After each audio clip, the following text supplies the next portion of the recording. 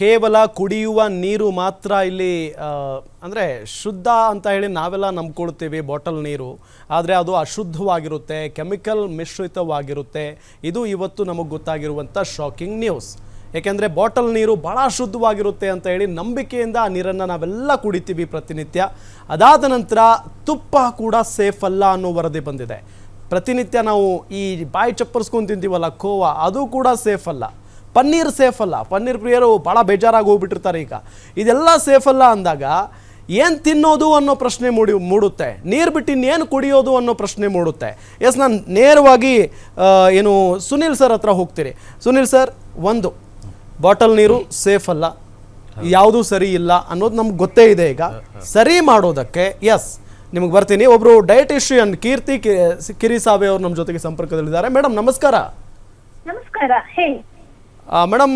ಈಗ ಆರೋಗ್ಯ ಸಚಿವರೇ ನಿಜಕ್ಕೂ ಇವತ್ತು ಆ ಶಾಕಿಂಗ್ ನ್ಯೂಸ್ ಇದೆಯಲ್ಲ, ಇಡೀ ರಾಜ್ಯದ ಜನ ಬೆಚ್ಚ ಬಿದ್ದುಬಿಟ್ಟಿದ್ದಾರೆ. ಕುಡಿಯೋ ನೀರು ಕೂಡ ಸೇಫ್ ಅಲ್ಲ ಅಂತ ಹೇಳ್ಬಿಟ್ಟಿದ್ದಾರೆ.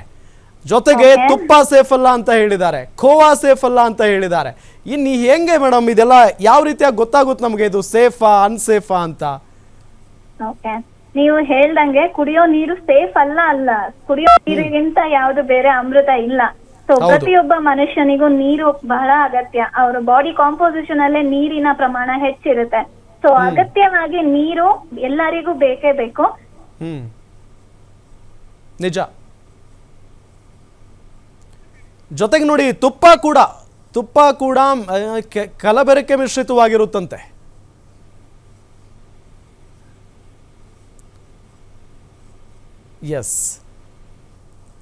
ಎಸ್ ಮೇಡಮ್, ಮತ್ತೊಮ್ಮೆ ಸಂಪರ್ಕಿಸುವಂಥ ಪ್ರಯತ್ನ ಪಡ್ತೀವಿ. ಕರೆ ಕಟ್ಟಾಗಿದೆ. ಎಸ್, ನಾನು ಸುನಿಲ್ ಸರ್ ಹತ್ರ ಹೋಗ್ತೀನಿ. ಸರ್, ನಾನು ಈಗಾಗಲೇ ಹೇಳ್ತಾ ಇದ್ದೆ, ಇದೆಲ್ಲವೂ ನಮಗೆ ಗೊತ್ತಿದೆ ಈ ರೀತಿಯಾಗಿ ಕಲಬೆರಕೆ ಮಿಶ್ರಣ ಆಗ್ತಾ ಇದೆ ಅಂತ ಹೇಳಿ. ಸರಿ ಮಾಡೋದು ಯಾರು ಸರ್? ಇದ್ರ ಜವಾಬ್ದಾರಿ ಸರ್ಕಾರ ಅಲ್ವಾ? ಸರ್ಕಾರ ಏನು ಮಾಡಬಹುದು ಸರಿ ಮಾಡೋದಕ್ಕೆ? ಜೊತೆಗೆ ಸರಿ ಮಾಡದೇ ಇದ್ರೆ ಯಾರು ಹೊಣೆ ಆಗಬಹುದು ಅಂತ? ಇಲ್ಲ, ಸರ್ಕಾರ ಆರೋಗ್ಯ ಇಲಾಖೆ ಮತ್ತು ಆಹಾರ ಮತ್ತು ನಾಗರಿಕ ಸರಬರಾಜು ಇಲಾಖೆ ಇವೆರಡೂ ಇಲಾಖೆನೇ ಡಿಪಾರ್ಟ್ಮೆಂಟನ್ನೇ ಹೊಣೆಗಾರರು ಮಾಡಬೇಕಾಗುತ್ತೆ. ಮತ್ತು ಅಲ್ಲಿ ಆರೋಗ್ಯ ಮಂತ್ರಿಗಳು ಮತ್ತು ಇದು ಏನು ಆಹಾರ ಸಚಿವರು. ಯಾಕಂದ್ರೆ ಅವ್ರು ಸ್ಟ್ರಿಂಜೆಂಟ್ ಆಗಿ ಅಲ್ಲಿರುವಂಥ ಫುಡ್ ಆಫೀಸರ್ಸನ್ನು ರೆಸ್ಪಾನ್ಸಿಬಿಲಿಟಿ ಮಾಡಬೇಕು. ಎಲ್ಲಾದರೂ ಅಡಲ್ಟ್ರೇಷನ್ ಕಂಡಿದೆ ಅಂದರೆ ಎಷ್ಟು ಶಾಪ್ಗಳನ್ನು ಇವರು ಅಡಲ್ಟ್ರೇಷನ್ ಆಗಿರುವಂಥ ನೀರು, ಕಲುಷಿತ ನೀರುಗಳನ್ನು ಬ್ಯಾನ್ ಮಾಡಿದ್ದಾರೆ, ಅಥವಾ ಅದಕ್ಕೆ ಲೈಸೆನ್ಸ್ ಹೇಗೆ ಕೊಟ್ಟರು. ಹೀಗಾಗಿ ಎಲ್ಲವನ್ನೂ ಲಂಚವನ್ನು ಕೊಟ್ಟು ಅಥವಾ ಪಾಸ್ ಮಾಡಿಕೊಂಡು ಅನಧಿಕೃತವಾಗಿ ಕಾನೂನು ಬಾಹಿರವಾಗಿ ಇವೆಲ್ಲ ಮಾರ್ಕೆಟ್ಗೆ ಬರೋದನ್ನು ತಡೆ ಹಿಡೋದಕ್ಕೆ ಸರ್ಕಾರ ಎಷ್ಟು ಕ್ರಮಗಳನ್ನು ಕೈಗೊಂಡಿದೆ, ಎಕ್ಸಾಕ್ಟ್ಲಿ ಎಷ್ಟು ಬ್ಯಾನ್ ಮಾಡಿದ್ದಾರೆ. ಅದು ಯಾವುದು ಇಲ್ವೇ ಇಲ್ಲ. ಹಾಳಾಗಿ ಹೋಗಿದೆ, ಸರಿ ಇಲ್ಲ ಅನ್ನೋದೇ ಆಯ್ತು. ಸರಿ ಮಾಡೋದಕ್ಕೆ ಸರ್ಕಾರ ಕಟ್ಟುನಿಟ್ಟಿನ ಕ್ರಮ ಕೈಗೊಳ್ಳೋದು ಅದರ ಆದ್ಯ ಕರ್ತವ್ಯ. ಹಾಗಾಗಿ ಸರ್ಕಾರ ಇನ್ಮೇಲೆ ಆದ್ರೂ ನೀರು ಸೇಫ್ ಇಲ್ಲ ಅಂತ 23 ಇದು ಬಂದಿದ್ದು ಟೆಸ್ಟ್ ಅಲ್ಲಿ ಬಂದೇವು ಅಂದ್ರೆ ಅದ್ರ ಮೇಲೆ ಯಾವ ಆಕ್ಷನ್ ಮಾಡ್ತಾರೆ, ಆ ಆಕ್ಷನ್ ಮಾಡಿದ ಮೇಲೆ ಡಿಪೆಂಡ್ ಆಗುತ್ತೆ. ಮತ್ತೆ ಪ್ರತಿಯೊಂದು ಇವಾಗ ನೀವು ನೋಡ್ಬೋದು, ಸಾಕಷ್ಟು ಬದಿ ವ್ಯಾಪಾರಿಗಳಿಗೆ ಲೈಸೆನ್ಸ್ ಅನ್ನ ಕೊಟ್ಬಿಡ್ತಾರೆ. ಲೈಸೆನ್ಸ್ ಎಲ್ಲಿದೆ ಅಂತ ಕೇಳ್ತಾರೆ, ಬಟ್ ಲೈಸೆನ್ಸ್ ಯಾವ ಕಾರಣಕ್ಕಾಗಿ ಕೊಟ್ಟಿದ್ದಾರೆ, ಈ ಗುಣಮಟ್ಟದ ಆಹಾರ ಕೊಡ್ಬೇಕಾ ಕೊಡಬಾರ್ದಾ ಅಥವಾ ಯಾವ ಗೈಡ್ ಲೈನ್ಸ್ ಗೊತ್ತಿರಲ್ಲ ಅವ್ರಿಗೆ. ಅವರೊಂದು ಒಂಥರ ತೂಗು ಏನು ಲೈಸೆನ್ಸ್ ಕೇಳ್ತಾರೆ ಅನ್ನೋದಕ್ಕೆ ಒಂದು ತೂಗು ಹಾಕ್ಬಿಡ್ತಾರೆ ಅಷ್ಟೇ. ಒಂದು 100-200 ರೂಪೀಸ್ ಕೊಟ್ಟು ತಗೊಳ್ಳೋಂಥ ಲೈಸೆನ್ಸ್ನ ಈ ಫುಡ್ ಆಫೀಸರ್ಸ್, ನಾನೇ ಕಂಪ್ಲೇಂಟ್ ಕೊಟ್ಟಾಗ ಕಂಪ್ಲೇಂಟ್ ಕೊಟ್ಟರು ಕಂಪ್ಲೇಂಟ್ ರಿಸೀವ್ ಮಾಡ್ದೇನೆ ಫುಡ್ ಆಫೀಸರು ಬಂದು ಚೆಕ್ ಮಾಡಿಬಿಟ್ಟು ಆಯ್ತು ಇನ್ನೊಂದ್ಸರಿ ಮಾಡಲ್ಲ ಬಿಡಿ ಅಂತ ಇವನೇ ಅವ್ರ ಪರವಾಗಿ ವಕಾಲತ್ ವಹಿಸುವಂಥದ್ದನ್ನು ಸಾಕಷ್ಟು ನಾನು ನೋಡಿದ್ದೀನಿ. ಇದು ದುರಾದೃಷ್ಟ. ಯಾಕಂದ್ರೆ ಒಂದು ಫುಡ್ ಲೈಸೆನ್ಸ್ ಮಾಡ್ಬೇಕಾದ್ರೆ ಸರ್ಕಾರದ ಪ್ರಕಾರ 200 ರೂಪಾಯಿ ಮಾತ್ರ ಅದಕ್ಕೆ ಫುಡ್ ಲೈಸೆನ್ಸ್ಗೆ ಇದೆ. ಇವ್ರು 2,000 ತಗೋತಾರೆ, ಪ್ರತಿ ವರ್ಷ ರಿನ್ಯೂವಲ್ ಮಾಡಬೇಕು.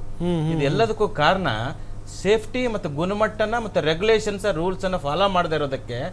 ಅದರಿಂದ ಈ ತರದ್ದಾಗತ್ತೆ. ಆ ಅಧಿಕಾರಿಗಳನ್ನ ಹೊಣೆ ಮಾಡಿ ಅವ್ರಿಗೆ ತಪ್ಪಿಸ್ತರಿಗೆ ಶಿಕ್ಷೆ ಮಾಡಿದಾಗ ಮಾತ್ರ ಇದು ಸಾಧ್ಯ. ಅದೇ ವ್ಯವಸ್ಥೆನೇ ತಪ್ಪಾಗಿದೆ, ವ್ಯವಸ್ಥೆನೇ ಸರಿ ಇಲ್ಲ ಅಂತ. ಎಸ್, ಮತ್ತೊಮ್ಮೆ ಸಂಪರ್ಕಕ್ಕೆ ಸಿಕ್ಕಿದ್ದಾರೆ ಡಯಟಿಷಿಯನ್ ಕೀರ್ತಿ ಕಿರಿಸಾಬೆ ಅವರು. ಮೇಡಮ್, ಮಾತನಾಡ್ತಾ ಇದ್ರಿ ನೀವು ನೀರಿನ ವಿಚಾರ.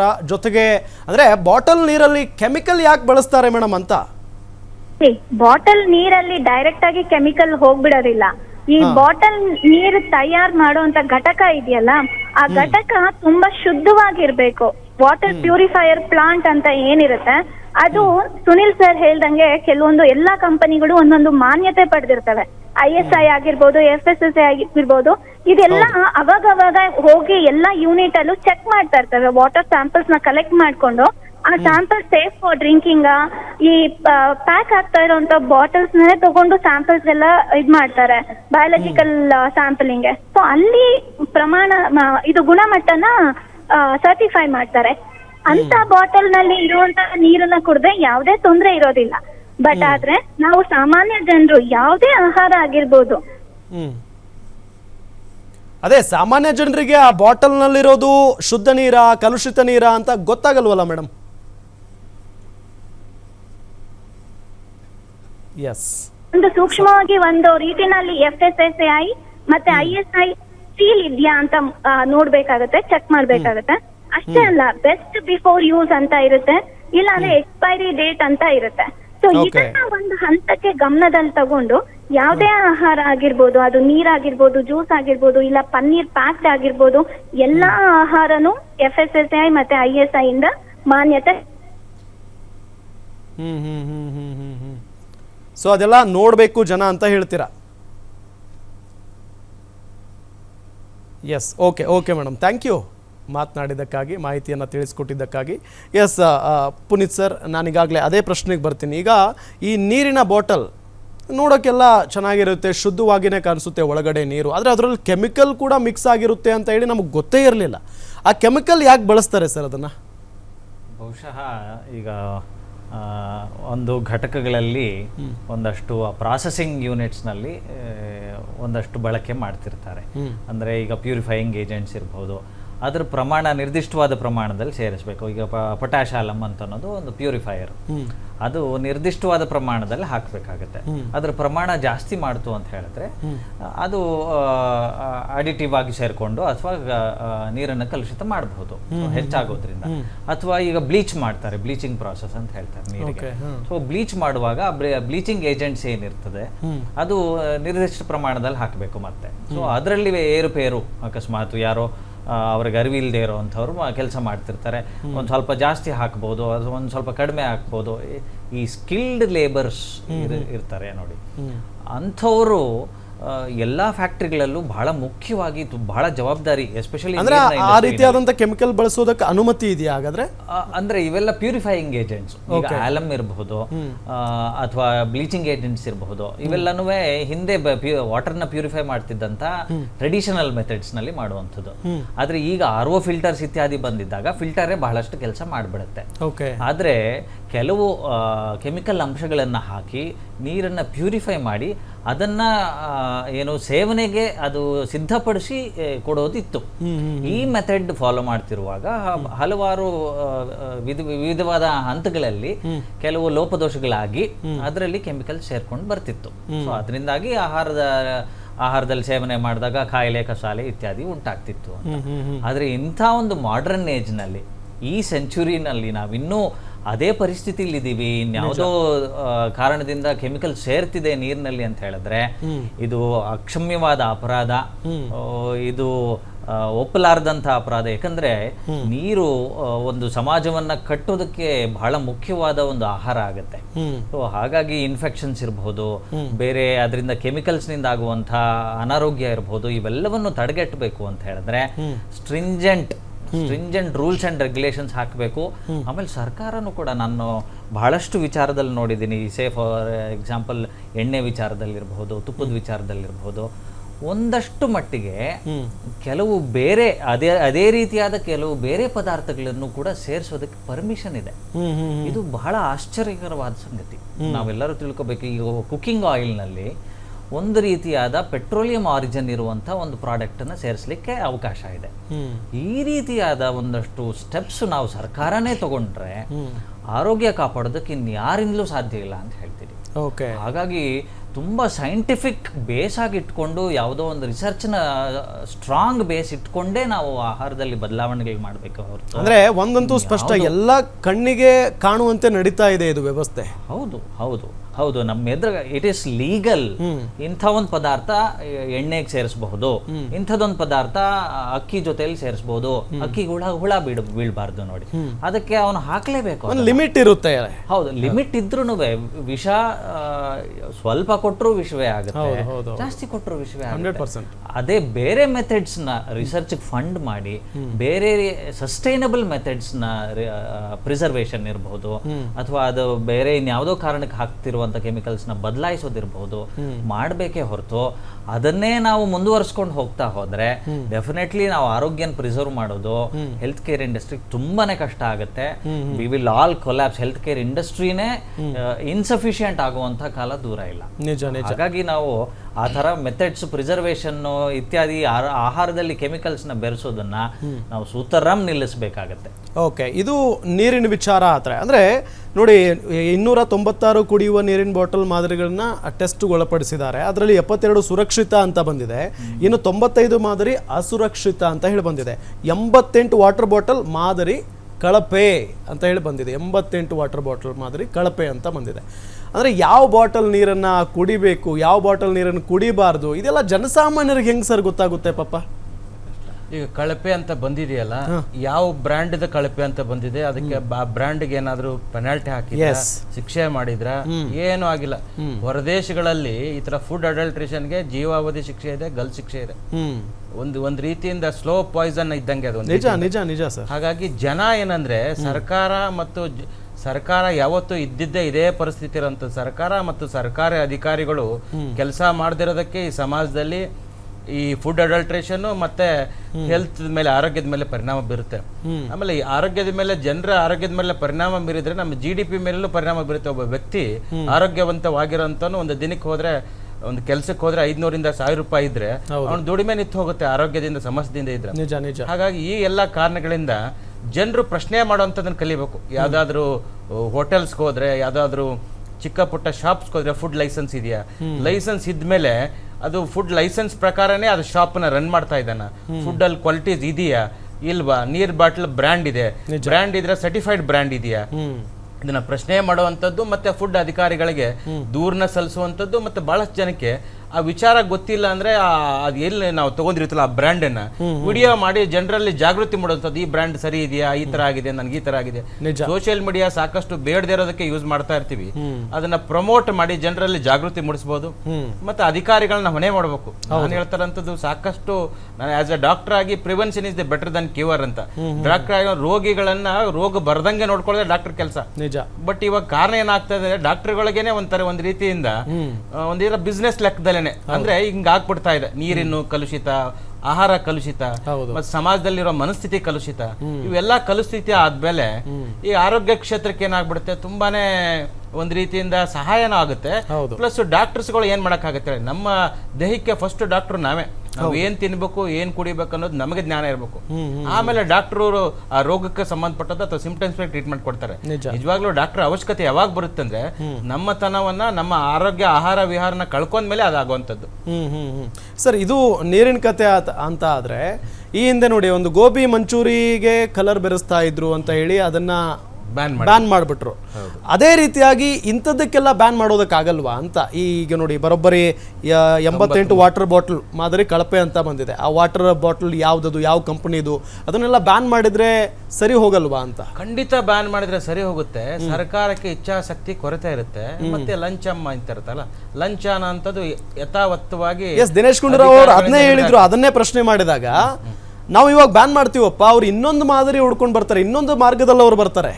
ಅದಕ್ಕೆ ಸ್ಟ್ರಿಂಜೆಂಟ್ ಆಕ್ಷನ್, ಶಿಕ್ಷೆ ಆಗ್ಬೇಕಲ್ವಾ? ಸುಮ್ಮನೆ ಒಂದು ಕಂಪ್ಲೇಂಟ್ಗೆ ಒಂದು ಫೈನ್ ಹಾಕ್ಬಿಟ್ಟು ಇನ್ನೊಂದು ಬ್ರ್ಯಾಂಡ್ ಹೆಸರಲ್ಲಿ ಬರ್ತಾರೆ.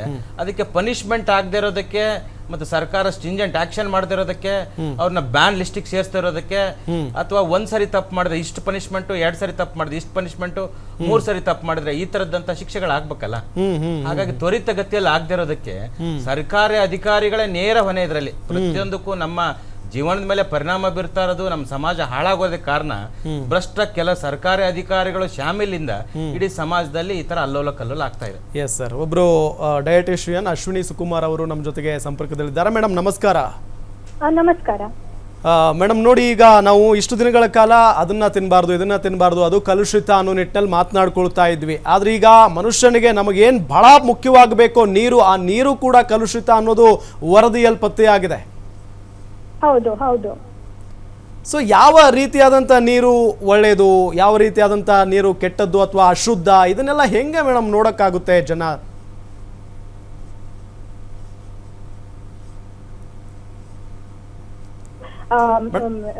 ಫುಡ್ ಬೆವರೇಜ್ ಇದು ಇರತ್ತೆ, ಅವರು ಬ್ರ್ಯಾಂಡ್ ಮಾಡಿ ಕೊಟ್ಟಿರ್ತಾರೆ. ಯಾವುದೇ ಬಾಟಲ್ ಆಗಿರ್ಲಿ, ಯಾವುದೇ ಬಿಸ್ಲರಿ ಆಗ್ಲಿ, ಬೇರೆ ಬೇರೆ ಬ್ರ್ಯಾಂಡ್ಸ್ ಇರ್ಲಿ, ಯಾವ್ದಿದ್ರೂನು ಅದು ಒಂದು ಪ್ಯಾಕೇಜ್ ಮತ್ತೆ ಪ್ರಾಸೆಸ್ ಫುಡ್ ಅಂತಾನೆ ನಾವು ಅನ್ಕೋತೀವಿ. Any package and process food ಅಲ್ಲಿ ಖಂಡಿತವಾಗ್ಲೂ additives, preservatives, taste enhancers, colours ಮತ್ತೆ ಈ ಸ್ಟೆಬಿಲೈಸರ್ಸ್ ಉಪಯೋಗಿಸದೆ ಯಾವುದೇ ಒಂದು ಪದಾರ್ಥನ ಪ್ಯಾಕೇಜು ಮಾರ್ಕೆಟ್ ಮಾಡಕ್ ಆಗಲ್ಲ. ಸೊ ನೀವು ಎಷ್ಟೇ ಗೌರ್ಮೆಂಟ್ ರೂಲ್ಸ್ ರೆಗ್ಯುಲೇಷನ್ಸ್ ಮಾಡ್ಲಿ, ಖಂಡಿತ ಇಂಡಿವಿಜುವಲ್ ಅವೇರ್ನೆಸ್ ಇರಬೇಕು. ಇಫ್ ನಿಮ್ಮ ಹೆಲ್ತ್ ಬಗ್ಗೆ ನಿಮ್ಗೆ ಗಮನ ಇದ್ರೆ ಒಂದು ಪ್ಲಾಸ್ಟಿಕ್ ಬಾಟಲ್ ಇಂದ ನೀರ್ ಕುಡಿಬಾರ್ದು, ಅದು ಯಾವುದೇ ಬ್ರ್ಯಾಂಡ್ ಇರ್ಲಿ. ಎಷ್ಟೇ ಅದಕ್ಕೆ ಅವರು ಇದು ರೂಲ್ಸ್ ರೆಗ್ಯುಲೇಷನ್ಸ್ ಹಾಕಿರ್ಬಹುದು, ಆ ಕಂಪನಿ ಫಾಲೋ ಮಾಡಿದ್ಯಾ ಇಲ್ವಾ ಅದು ನಮ್ದು ಇದು ಇರಬಾರ್ದು. ಆಸ್ ಅನ್ ಇಂಡಿವಿಜುವಲ್ ಇವಾಗ ನಾನು ಎಷ್ಟೋ ಕಡೆ ನೋಡ್ತೀನಿ, ಬಿಸ್ಲರಿ ಬಾಟ್ಲು ರೀಯೂಸ್ ಮಾಡೋಕ್ಕಿಂತ ಅದನ್ನೇ ಇಟ್ಕೊಂಡು ಕುಡಿತಾರೆ. ಇಲ್ಲ ಅಂದ್ರೆ ಇವಾಗ ಟಪ್ಪರ್ ವೇರ್ ಬಾಟಲ್ಗಳು ಇಟ್ಕೋತಾರೆ. ಸೊ ಯಾವ ನೀರ್ ಕುಡಿಯೋದು ಮುಖ್ಯ ಇಲ್ಲ, ಯಾವುದ್ರಿಂದ ಆ ನೀರನ್ನ ಕುಡಿತಾ ಇದ್ದೀರಾ. ಪ್ಯಾಕೇಜ್ ವಾಟರ್ ಅಂತ ಇಲ್ಲ, ನಾವು ಮನೆಯಿಂದ ಆರು ನೀರು ತಗೋತೀವಿ, ಆ ನೀರನ್ನ ಪ್ರಾಪರ್ ಆಗಿ ಒಂದು ಕಾಪರ್ ವೆಸಲ್ ಅಲ್ಲಿ ಹಾಕಿ ಗ್ಲಾಸ್ ಬಾಟಲ್ಗೋ ಗ್ಲಾಸ್ ಜಾರ್ಗೋ ಅಥವಾ ಸ್ಟೇನ್ಲೆಸ್ ಸ್ಟೀಲ್ ಇದು ಜಾರ್ಗಳಲ್ಲೋ ಯೂಸ್ ಮಾಡ್ಕೋಬೇಕು. ಮತ್ತೆ ಎಲ್ಲಿ ಹೋದ್ರು ಈ ಟಪ್ಪರ್ ವೇರ್ ಬಾಟಲ್ ಗಳನ್ನ ಅದು ಫ್ಯಾಷನ್ಗೋಸ್ಕರನೋ ಕಲರ್ ಆಗಿ ಮಕ್ಕಳು ಈ ತರ ವಾಟರ್ ಬಾಟಲ್ಸ್ ತಗೊಂಡು ಹೋಗ್ತಾರೆ. ಏನ್ ನಾವು ಅವೇರ್ನೆಸ್ ತಗೊಂಡ್ಬರ್ಬೇಕಂದ್ರೆ, ಡೋಂಟ್ ಪ್ರಮೋಟ್ ಎನಿ ಬ್ರ್ಯಾಂಡ್ಸ್ ಅಥವಾ ಇವ್ರು ಇದು ಮಾಡ್ತಾರೆ, ಅವರು ಇರೋ ರೂಲ್ಸ್ ರೆಗ್ಯುಲೇಷನ್ಸ್ ಫಾಲೋ ಮಾಡ್ತಾರೆ, ಗೌರ್ಮೆಂಟ್ ಇದನ್ನ ತರತ್ತೆ. ಇದಕ್ಕಿಂತ ನಿಮ್ಮ ಅವೇರ್ನೆಸ್, ನಿಮ್ ಹೆಲ್ತ್ಗೆ ಯಾವ್ದೊಂದು ನೀರು ಅಂತ ಇಲ್ಲ, any package process food which has an expiry date, ಯಾವ್ದ್ರ ಮೇಲೆ ಒಂದು ಎಕ್ಸ್ಪೈರಿ ಡೇಟು ಮತ್ತೆ ಅದ್ರಲ್ಲಿ ಎಲ್ಲ ಇಂಗ್ರೀಡಿಯೆಂಟ್ಸ್ ಲಿಸ್ಟ್ ಮಾಡಿರ್ತಾರೆ.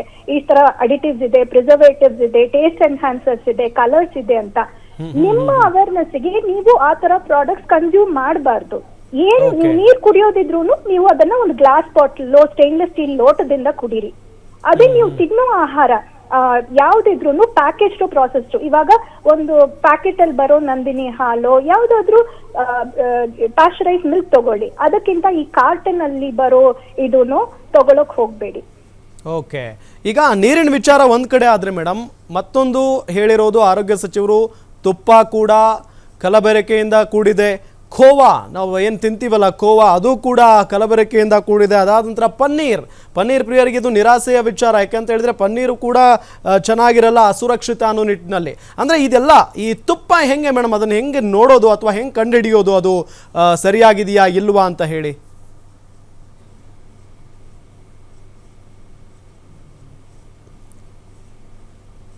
ಅಶ್ವಿನಿ ಮೇಡಮ್, ನನ್ನ ಧ್ವನಿ ಕೇಳಿಸ್ತಾ ಇದೆಯಾ?